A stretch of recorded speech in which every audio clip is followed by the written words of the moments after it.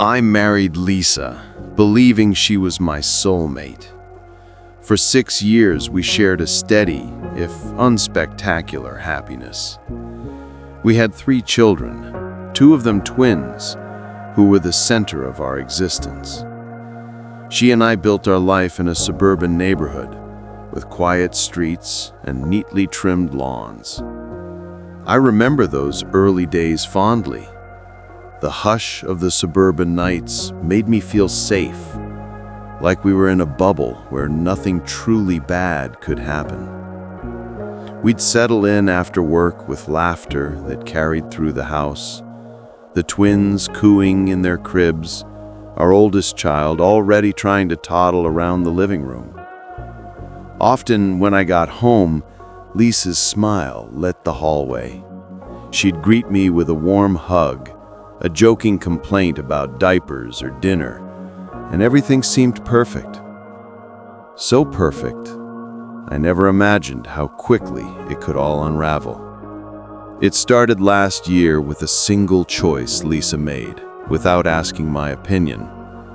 That choice wrecked our marriage so thoroughly that it left only betrayal, rage, and a driving need for revenge in me.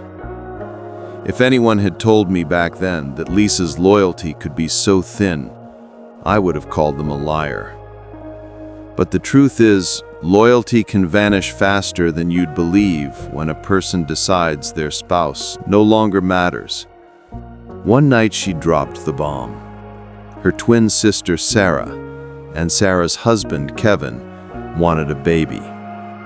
They had struggled for years, and Sarah's doctor recommended surrogacy. Lisa planned to be that surrogate. But the blow that truly shattered me wasn't the idea itself. It was the fact she never bothered to consult me beforehand. She had already begun the process behind my back. I remember the moment clearly, as if etched in my mind. We were sitting together on the couch. Well, physically together, but each lost in our own thoughts.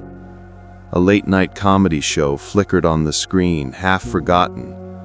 Lisa glanced at me, phone in hand, and said almost casually, "Grant, there's something I've decided to do." The casual nature of her tone set off alarm bells in my head. Lisa only spoke like that when she had a big announcement, something she was determined to push through regardless of what I thought. My stomach knotted. I muted the TV. I asked, "What's going on? You look serious." She smoothed a dark strand of hair behind her ear. "I'm going to be Sarah's surrogate." I blinked. "What do you mean?" She held my gaze, her voice steady. "Sarah can't have a baby. She's been through multiple IVF cycles and nothing's worked. The doctors suggested a surrogate, and because Sarah and I have the same DNA, I'm practically the perfect candidate.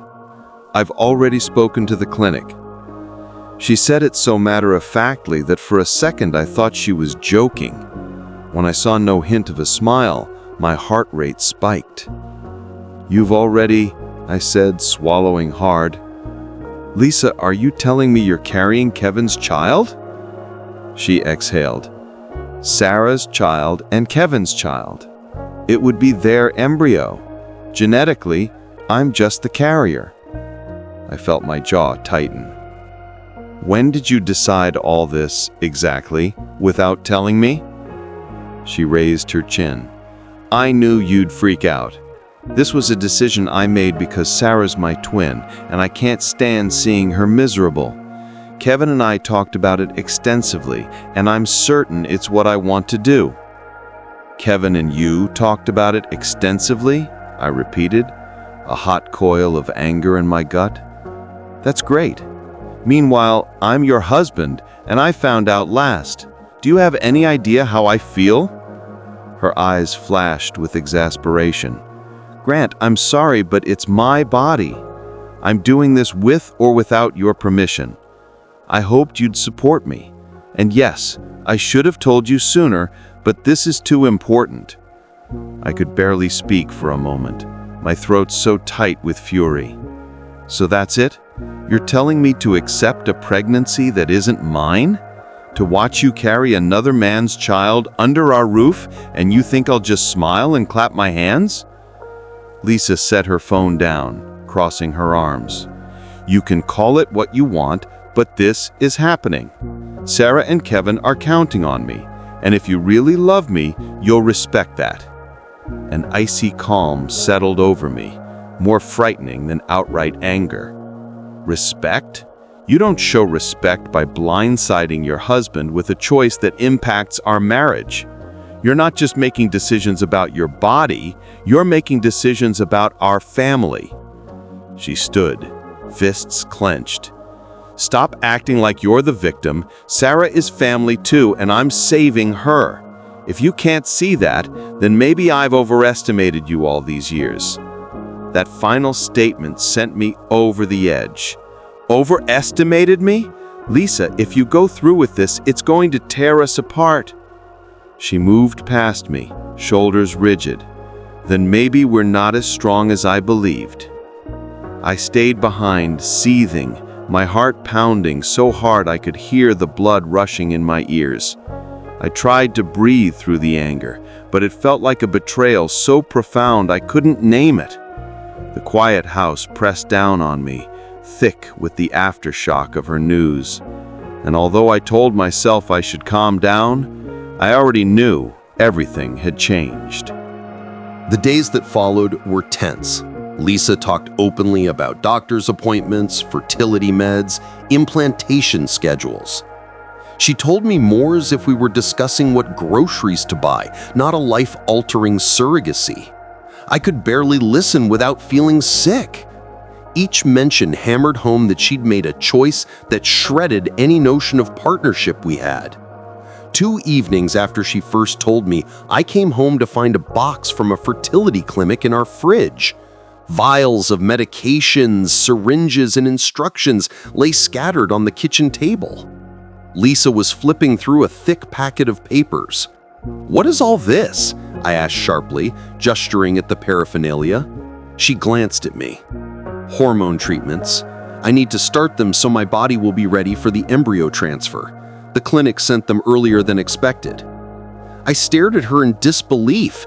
"You didn't think this warranted a conversation?" She shrugged. "I already told you we're past conversations. I'm moving forward." My voice came out low but tight. "You're ignoring my feelings in this. You don't care that you're pushing me away, do you?" She rolled her eyes. "Stop being melodramatic. It's 9 months and then I hand the baby over to Sarah. It's not like I'm replacing our children with another one. This is to help my sister." "You can rationalize it all you want," I muttered, "but if you do this, I promise you I'm not staying in this marriage."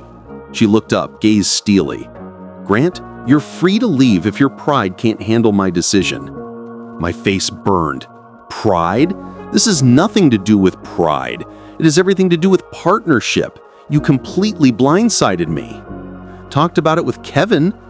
"So what if I talk to Kevin?" she demanded, her voice rising. "He's the father of the embryo. He needed to be part of the discussion." I let out a mirthless laugh. "And I'm the husband you took vows with, or is that irrelevant now?" She picked up the papers again, effectively dismissing me. "We're done here, Grant." I stood there, an ache in my chest. She wouldn't even see the damage she was doing. My fingers twitched with the urge to rip the fertility papers from her hands and tear them apart, but I knew that'd make me look like a madman. So I turned on my heel, left her to her new project, and tried to steady my breath. That night, as I lay awake in bed, I silently decided if Lisa insisted on forging this path alone, well, so be it.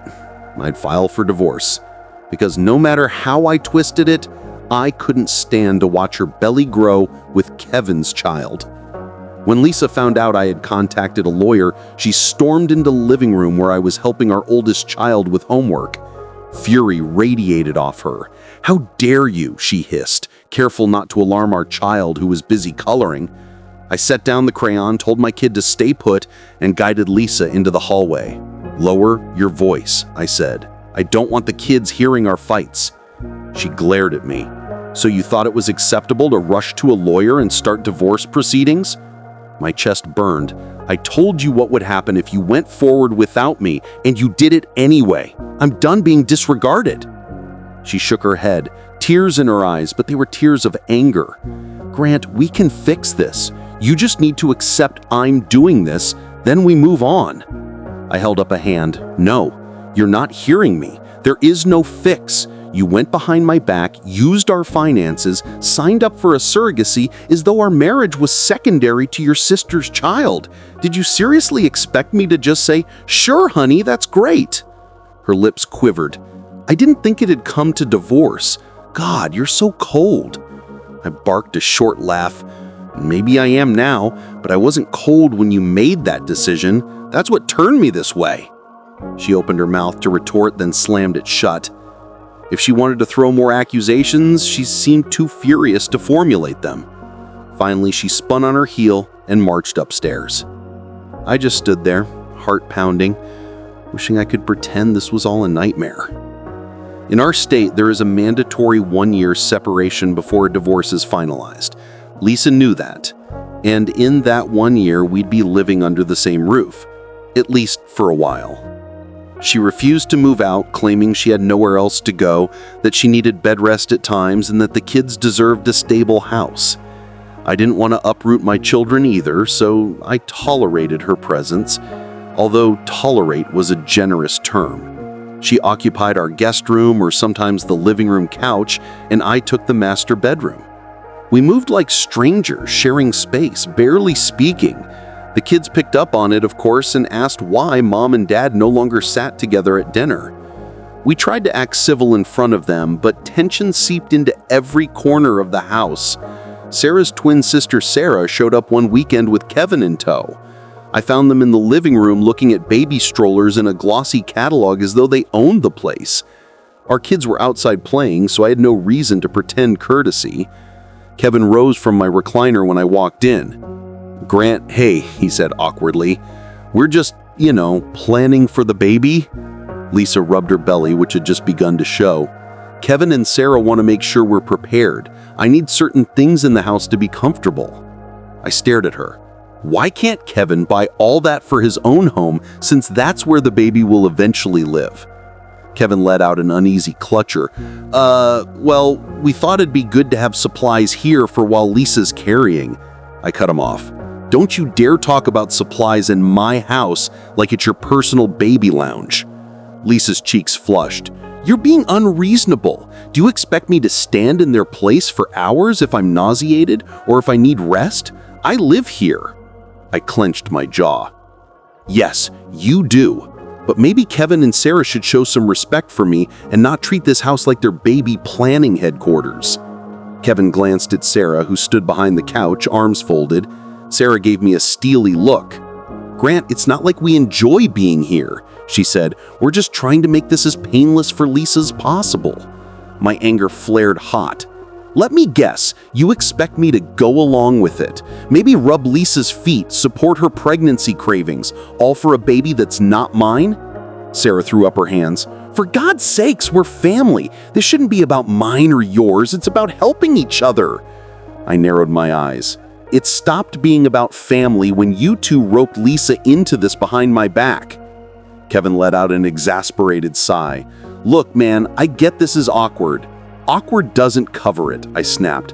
"But if you're so concerned about Lisa, then set up a comfortable space in your house. Buy every item from that catalog, just don't do it here. If you keep showing up unannounced, we're gonna have a serious problem." Lisa stood, indignation radiating from her. "You're being a child. I hope you realize you're alienating our children's aunt and uncle." I shrugged. "I'd rather alienate them than let them waltz in as if my marriage doesn't matter." She spun on her heel and stormed off. I just stood there, heart pounding, wishing I could pretend this was all a nightmare. The following months were grim routine. Lisa's belly expanded. She complained of morning sickness, backaches, constant fatigue. She expected me to care. She'd say things like, "Grant, could you bring me some crackers from the kitchen?" Or, "Could you get me a pillow for my back?" I refused every single time. She'd hiss, "What kind of heartless man are you? You can watch the mother of your children suffer like this and not lift a finger?" I'd snap back, "You're Kevin's surrogate. Let him handle it. If he can't, call Sarah. I have my own concerns, like raising our kids and keeping the house afloat." She'd stomp off, often in tears, ranting about my cruelty. But each tear she shed fell on the hardened shell of my heart. I reminded myself she'd shown no compassion for me when she decided to carry another man's baby without so much as a consultation. So I offered her the same courtesy. None. She tried to guilt trip me. Late one night, she came to my door and said, "I can't sleep. My legs are cramping. Could you rub them like you did when I was pregnant with our twins?" I stared at her from the doorway, her face a mixture of desperation and hope. Then I said flatly, "No," and shut the door in her face. My kids noticed the friction. Our oldest asked, "Dad, why don't you hug Mom anymore?" I swallowed the bitter truth and said gently, "Sometimes grown-ups don't get along, but I love you and I'll always be here." The innocence in my child's eyes made me want to throttle Kevin and Sarah for putting us in this position, but mostly it made me resent Lisa for letting it happen. As the months crept by, Lisa's family inserted themselves into the fray. Her mother called me, voice dripping with condescension. "Grant, I can't believe how selfish you're being. Lisa is doing a wonderful, selfless act for her sister. How can you deny her your support?" I said coldly, "Maybe ask your daughter why she did it without telling me. I owe her no support. That baby isn't mine." Her father tried intimidation.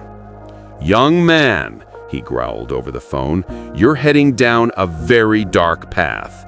If you don't help Lisa, we'll see to it you regret it." I smirked at the phone, though he couldn't see me.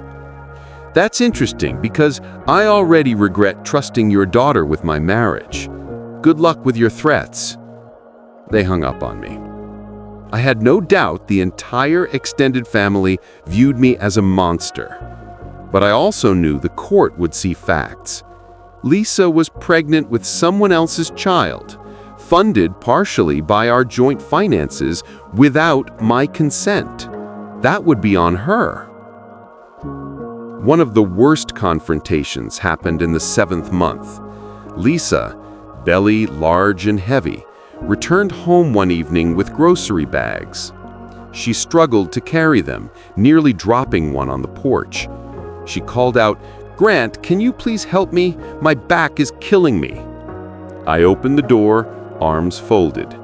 "Ask Kevin or Sarah. They're the reason you're pregnant." Her eyes glistened with tears, but I saw the flash of anger beneath. "I just spent hours at the hospital dealing with some checkups. I'm exhausted. I'm still your wife, whether you like it or not." I snorted. "Not for long, and certainly not in spirit. You made that clear." She let out a wail of frustration and turned to drag the bags inside on her own. A couple of cans fell out, rolling on the porch, but I didn't move. She ended up bruising her forearm, trying to wrestle everything in at once. Breathless, she set the groceries on the kitchen table and glared at me. "You can't keep punishing me like this," she spat. I arched an eyebrow. "I'm not punishing you. I'm just refusing to play the supportive husband role you threw away." She set a hand on her belly, tears streaming. "When this baby is born, you'll wish you hadn't been so callous."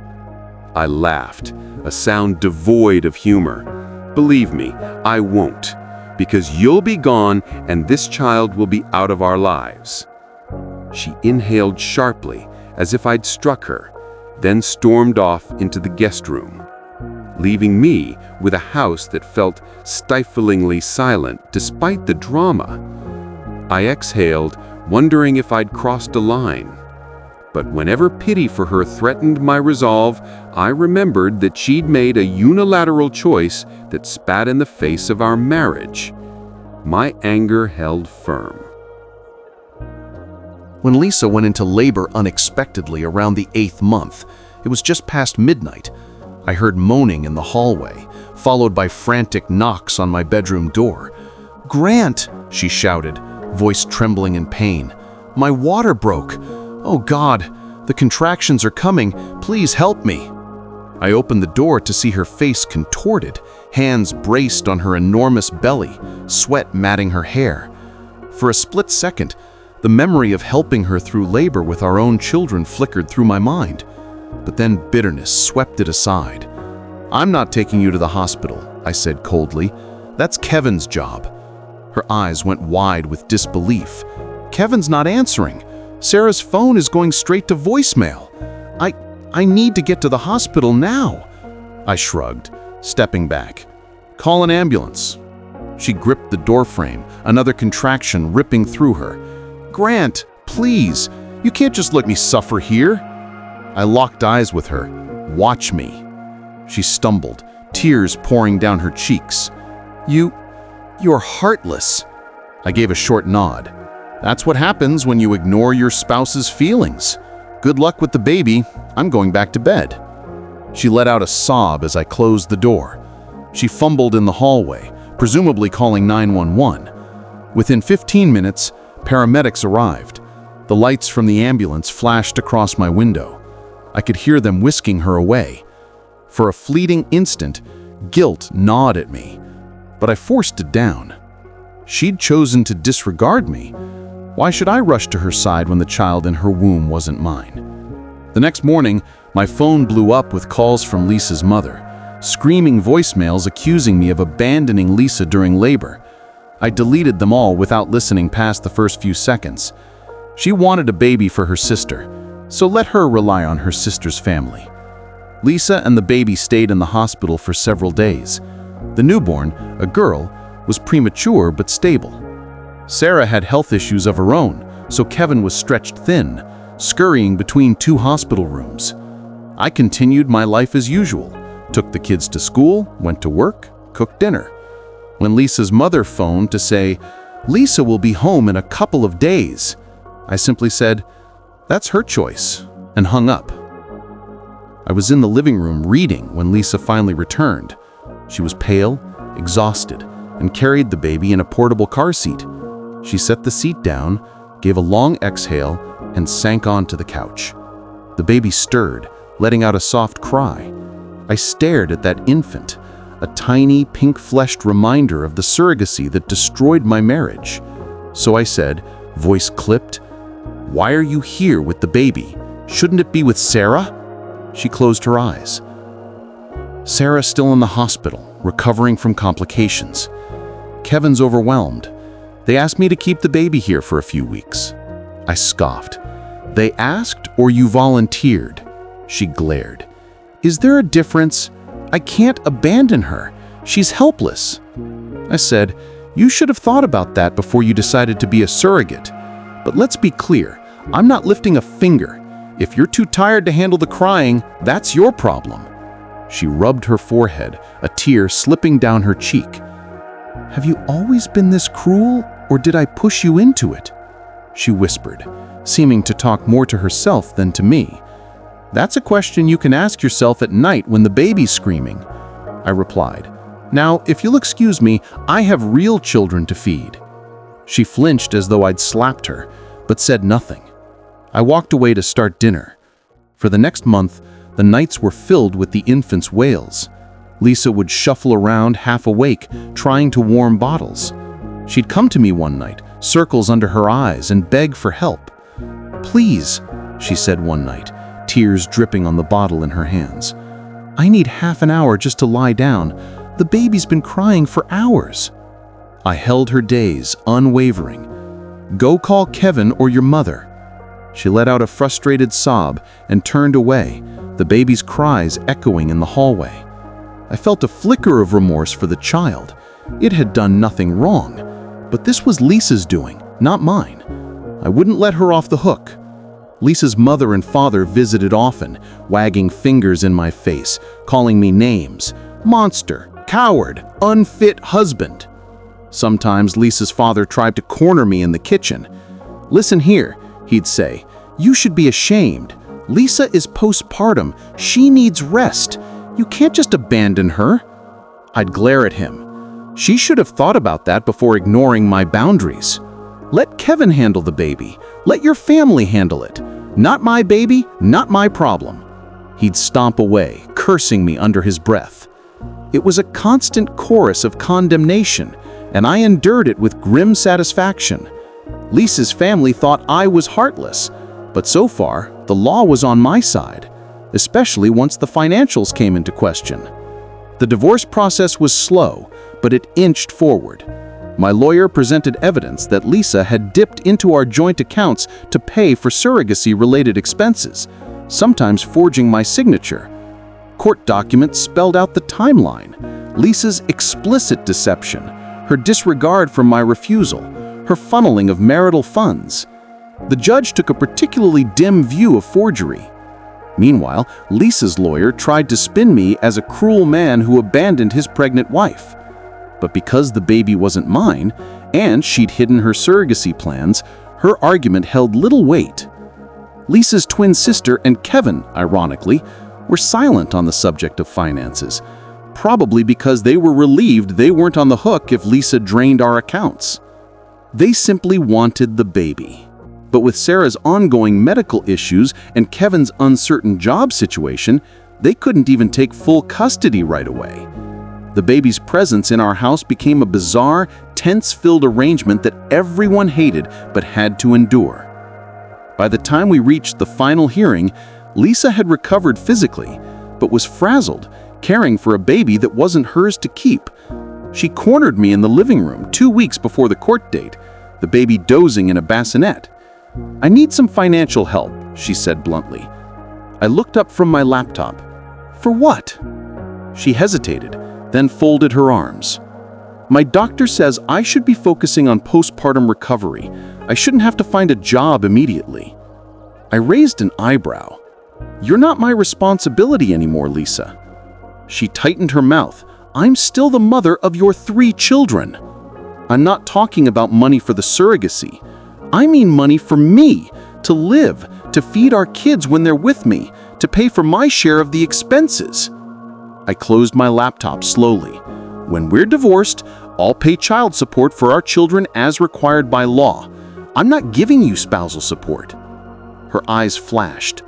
"I deserve some financial security."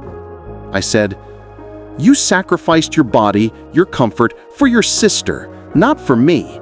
That's the difference." Her voice trembled. "You're unbelievably cruel. You don't care that I'm struggling with postpartum depression?" I stared at her.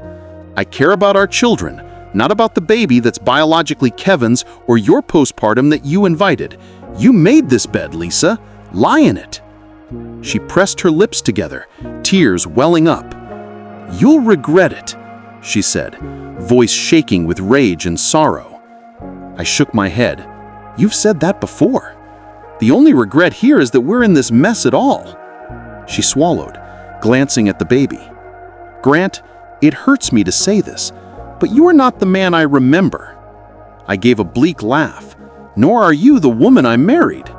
Life changes, Lisa." She marched away, leaving me with the quiet. The baby slept on, oblivious to the war zone around it.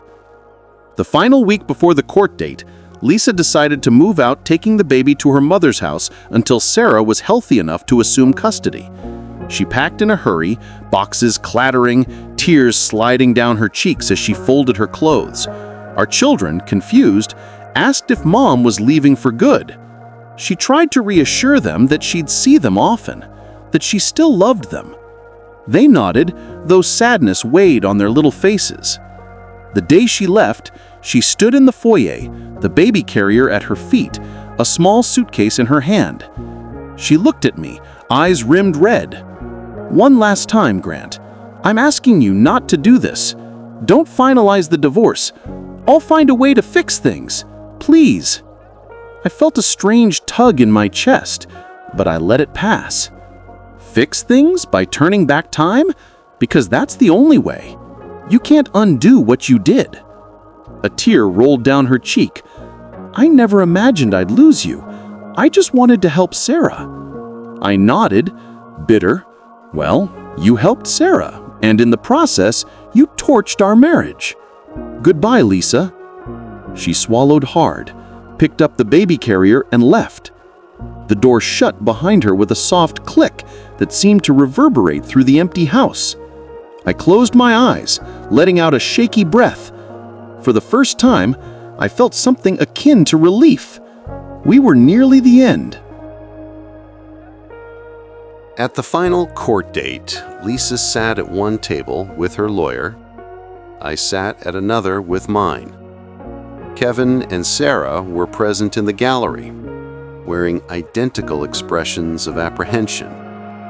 The judge, a stern-faced woman, had reviewed all the documents. Lisa's lawyer attempted a tearful speech about how Lisa was abandoned while pregnant and how I was emotionally abusive. My lawyer presented a careful timeline. Lisa made the surrogacy decision without my consent. She spent marital funds on the procedure. She forged my signature. I had repeatedly communicated my refusal and set a boundary she ignored. When the judge spoke, her tone was clipped. She found Lisa's actions to be in blatant disregard of our marital partnership. She recognized that the baby was not mine, so I had no financial or parental obligations. Regarding spousal support, the judge saw no reason I should pay, especially given Lisa's misuse of funds. She awarded me primary custody of our 3 children. Lisa received visitation rights, provided she could prove a stable environment. Lastly, she was ordered to repay part of the misused marital funds. As the judge delivered her ruling, Lisa's face crumpled. Tears slipped down her cheeks. She covered her mouth with one hand, shoulders shaking. Kevin and Sarah exchanged stricken looks. I felt my own heart thudding, but mostly I felt vindicated. My revenge was complete. I had walked away from the wife who betrayed me, and the law backed me. We stepped into the hallway outside the courtroom. Lisa approached, eyes swollen. "Grant," she whispered, voice trembling, "I never wanted it to come to this. I'm sorry. I truly am. I made a mistake, but I never thought you'd cut me off like this." I gazed at her, remembering the nights I'd pleaded with her not to do it. Her dismissive retorts, her arrogance. "You decided to put Kevin and Sarah's needs before ours, and you lied about it. That's more than a mistake. It destroyed us." She let out a ragged breath. "I just wished you could forgive me someday." My stare remained cold. "You forged my signature. You refused to listen when I begged you not to do this. Forgiveness doesn't come that cheap. Goodbye, Lisa." Sarah drifted closer, trying to place a hand on my arm. "Grant, don't you see? She's remorseful. She did it for me." I jerked my arm away. "You got what you wanted, Sarah. That baby is yours now. You can deal with the fallout. You and Kevin can support Lisa if you think she deserves it. I'm done." They stood there, speechless, as I headed for the exit. The corridor felt brighter as I walked away, as if a crushing weight had been lifted. In the weeks after the final decree, Lisa moved in with her mother. The baby stayed with her until Sarah fully recovered. Whenever I saw Lisa during custody exchanges, she looked frail, regretful. She'd ask how the children were doing, and I'd answer politely, but kept my distance. She'd cast forlorn glances at me as if expecting some sign of tenderness. I offered none. Kevin and Sarah eventually took over raising their baby, but from what I heard, it was no fairy tale. They had medical bills, arguments about finances, little time to lend Lisa a hand. Lisa, financially drained, struggled to find a stable job. My kids, however, were doing much better. Once the tension left the house, we fell into a calm rhythm: school days, weekend outings, family movie nights. No more crying baby to wake everyone at midnight. No more silent warfare in the hallways. Occasionally, Lisa texted or emailed me, talking about regrets, about how she never foresaw Kevin's unreliability or Sarah's ongoing health issues. She mentioned that being a surrogate hadn't truly helped anyone in the end. It had just created more chaos. I offered polite, minimal replies, only addressing our children's schedules or needs. One day, my oldest child looked up at me while playing with Legos. "Dad, do you still love Mom?" I paused, kneeling beside them. "I care about her because she's your mother. But sometimes grown-ups change, and they break trust." They seemed to accept it, returning to their little plastic bricks. Kids can be so direct. It's one reason I love them fiercely. There's no pretense, no hidden agenda. Months turned into a year. The divorce well behind me, I finally felt free. I kept the house, a stable job, and primary custody. Lisa drifted in and out of the children's lives, never quite regaining her footing. Kevin and Sarah had their new baby, but it was no fairy tale. People sometimes asked, "Why didn't you help her after the birth? It was obvious she was overwhelmed." And I'd answer, "She made a decision that excluded me, and she faced the consequences." They'd often shake their heads, calling me merciless. Perhaps I was. But in a marriage, respect and honesty are vital. She showed neither. In the end, my revenge wasn't about violence or public humiliation. It was about letting her face every single ramification of her choice alone. I withdrew the support she had taken for granted and let her see how stark the world could be when she neglected my husband's trust. The judge saw it my way, and so did life's harsh reality. If you ask me now whether I regret how merciless I was, I'll say no. Lisa dealt the first blow by betraying me. I responded in kind, by giving her exactly what she asked for: autonomy. No shared finances, no emotional support, no illusions that we'd stay married through a pregnancy I never consented to. And in the end, I got my freedom and my children, while she was left to grapple with the selfless act that shattered our marriage. That's the story of how surrogacy for her sister turned Lisa from my beloved wife into a stranger, and how I found my satisfaction in not saving her from her own choices. If that's cruel, then cruelty was the price of my dignity, and it was a price I was more than willing to pay.